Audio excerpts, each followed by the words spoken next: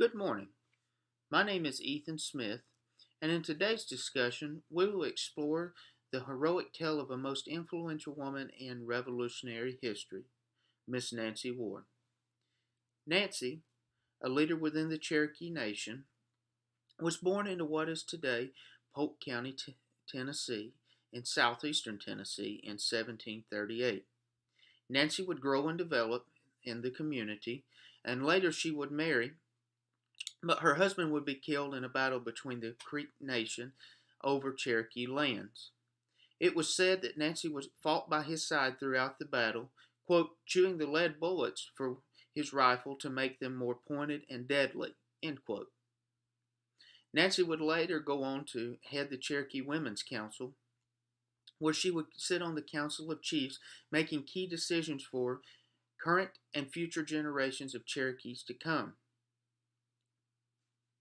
The Cherokee Council would name her the beloved woman, believing that the, quote, Great Spirit spoke to the tribe through her being, end quote.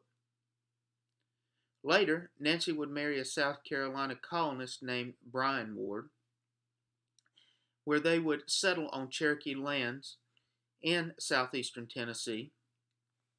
Later, Nancy would bear a daughter, which she and Bryan would cherish throughout the rest of their lives. During the American Revolution, Ward was most instrumental in trying to keep peace between the colonial settlers coming from South Carolina and that of the Cherokee Nation in southeastern Tennessee, North Carolina, and Georgia.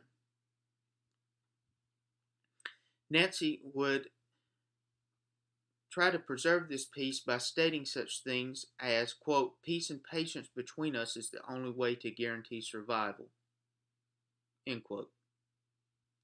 Throughout Nancy's life, she tried continually to negotiate peace between the settlers and the Cherokee Nation. In 1781, Ward served as the spokeswoman for the negotiation of a peace treaty between the Cherokee and the encroaching settlers from South Carolina.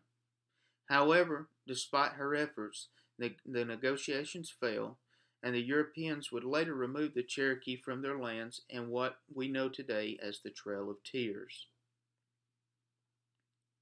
Nancy Ward would serve as the, quote, last of the beloved women of the Cherokee Nation, end quote, and Ward would later die in 1822, and her remains are buried near her Cherokee home in what is today Polk County in southeastern Tennessee. The Daughters of the American Revolution would later commemorate her gravesite by placing a marker in her remembrance. As Christian historians, it is our duty to be honest and objective in our investigations, to preserve heroic stories such as Nancy Ward's for future generations to come. Thank you for your time, and I hope you've enjoyed this presentation over Nancy Ward.